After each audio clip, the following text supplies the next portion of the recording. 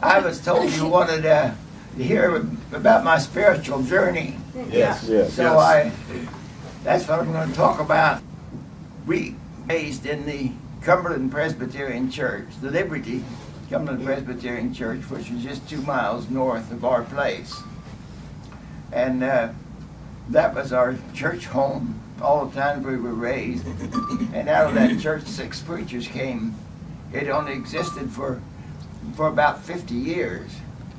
But when I was 12 years old, they had a revival meeting. The Baptist preacher from Nash came down and preached the revival. And it was during that revival that Byron, Phil, myself, and Bob were all saved. And all 4 became preachers. And I was later baptized at what they called a Fifth Sunday Rally. Back in that day, we had a church at Amarita, which was about 25 miles away. And every time there was a Fifth Sunday, we'd meet at one of the 2 churches and have service. And it was one of those Fifth Sunday rallies that I was baptized. I remember the day very well because Tom Morford, who was from the Amarita church, he later became a state senator. He told me after I baptized, says, "You were lucky." He says, "I was the only one that baptized and they used a whole glass of water on me." Of course, the Presbyterians baptized by pouring. And since there was 4 or 5 of us baptized that time, he could just use 1 glass of water on the 5 of us. Were your brothers baptized at the same time? Were your brothers baptized at the same time? Yeah. Okay. Mm-hmm. And then Did everything wholesale in that family. Discounted. During high school days, of course, I was in 4-H. We showed livestock, and I was also on the judging team. And we would go judge someplace in the state, and then we'd spend the evenings practicing our reasons. You had to place the team according to the livestock, according to the order, and then you had to give a reason for doing it. You could miss the placement, but if you gave a good enough job for the reasons, you'd make the points. Well, oddly enough, I placed first in the state, and the team won 2nd place and won the trip to Denver. But I even beat Uncle Phil. He was on the team. But the reason why I bring that up is because they had 2-minute reasons, and I didn't realize that was going to help me in the ministry. See, you might be a preacher. Because you had to think and get it logical why you were doing it the way you did, and you had to get it down in 2 minutes. Of course, I never preached a 2-minute sermon. I was going to say, I think you need to learn that. Yeah. How Not being a preacher. Tom Morford told the story one time about that 2 minutes. He said there's 3 things that they say it's impossible to do. One is to climb a fence that's leaning toward you. The second is to kiss a girl that's leaning from you. And the third is to give a 2-minute speech. Well, he never succeeded in the first two. He said, and it's none of your business about the second one, and you'll soon see how good I do on the third one. 2 minutes were up. Wait, kiss a girl doing what? Well, Leaning Away from you. Leaning away. with that background, then, when I went to In that river. Oklahoma A&M College, I was going to be a 4-H agent or an FFA teacher. And my goal was I was going to have a nice farm with a white fence around it and with white-faced cattle. And white in it. man, white woman. That was my goal in life. Well, Got 2 of them, right? when I went to Stillwater, the Free Methodist Church started a new church there in town. And Mother wrote to the preacher, and the preacher contacted me, and His mother. as a result, I became a part of the founding of the Stillwater Free Methodist Church. And it was there that one Sunday night, I knelt at the altar and recommitted my life to the Lord. How old were you? Committed to be a preacher of the gospel. How old were you? Huh? How old? Well, I'd be in freshman in College. college. 19. And that was one of the main decisions I made in life that was good. I made a lot of decisions, but that was the one, the main one, because I decided to be a preacher. Well, as a result of that, I went to school, Central College, next year to study for the ministry. And also, because of that, I got 4D in classification, which studying for the ministry, so I was not called by the draft board. The other boys all went into the service, but I was exempted because I was studying for the ministry. It tells a story that when he Dad took him up to the draft board because he was studying for the ministry, and the draft board said, "Well, where are you in school?" Well, he says, "I'm not." "But what are you doing?" "Well, I'm helping Dad on the farm." They went ahead and drafted him.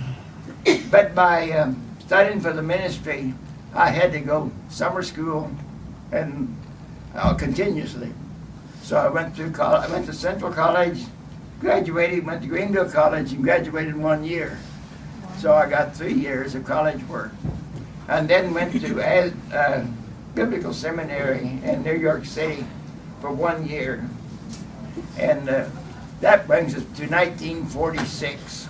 And since I hadn't been home to help and harvest for 4 years, I decided it was time to take a vacation, come home. So I came home to help and harvest, and that year, that summer I pastored the Liberty Church. They didn't have a pastor. Well, one Sunday night, the whole family attended Liberty Church.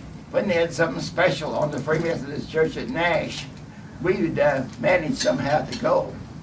And since Reverend, I don't remember who was preaching, but Mom wanted to go up and hear him.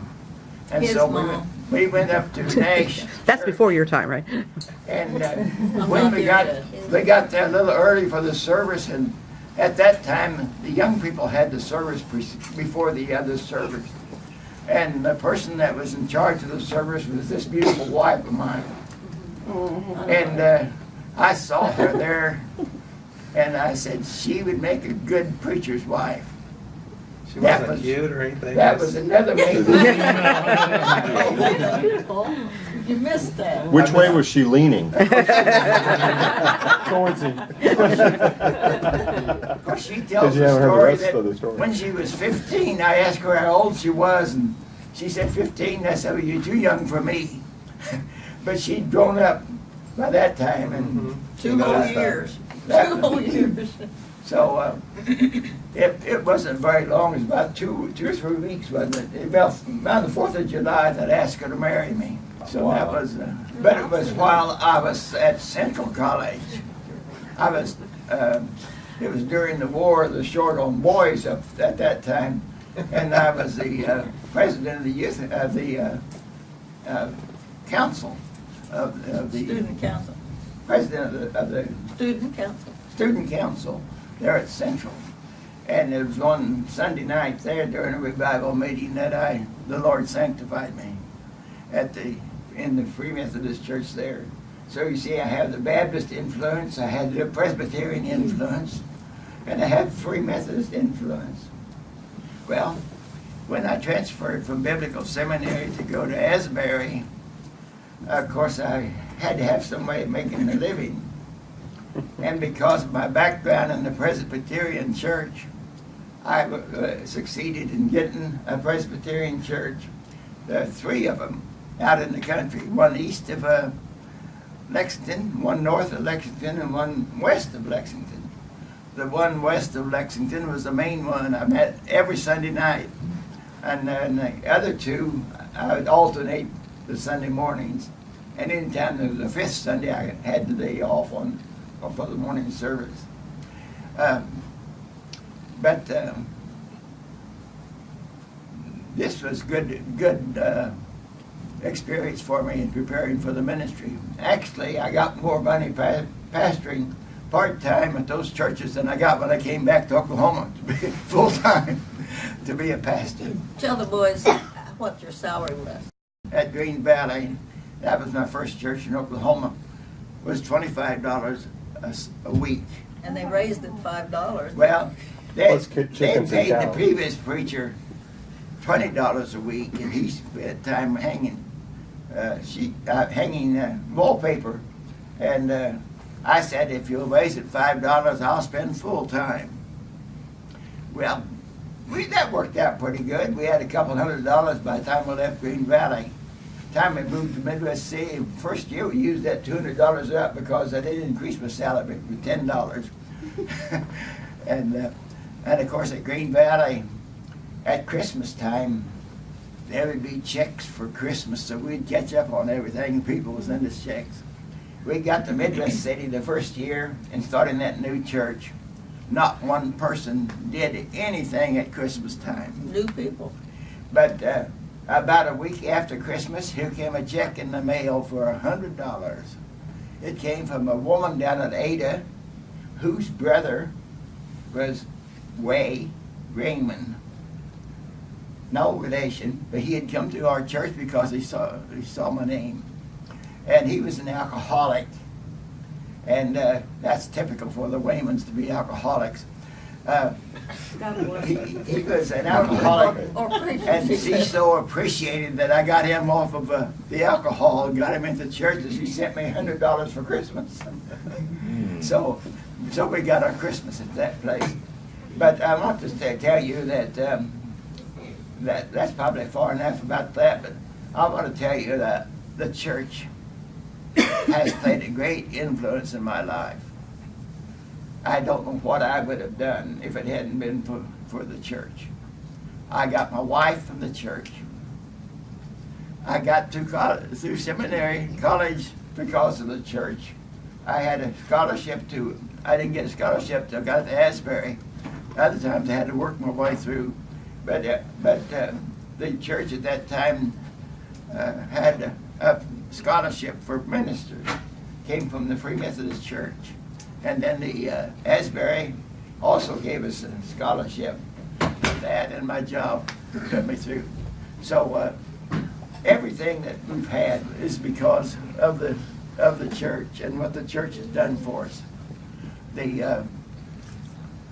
I would say this.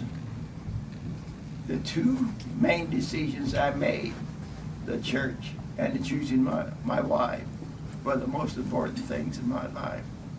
But the odd part about it is, my goal to start with was to have a farm with a white fence and white-faced cattle.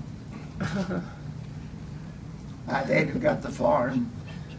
I didn't care about the fence, and I didn't care about the white-faced cattle because I got black cattle. But, They're worth more but- now. More popular. But by following the Lord's will and doing what He wanted to do, He blessed me abundantly. And everything we have today is because of God's blessing, God's guidance, God's help in our lives. And He's given me a family that's superior to any family I know of any place. And so I would say to you, there's nothing better than to serve the Lord, to follow Him with all your heart, and let Him work out all the details in your life. And I can't preach you a greater sermon than that. Okay?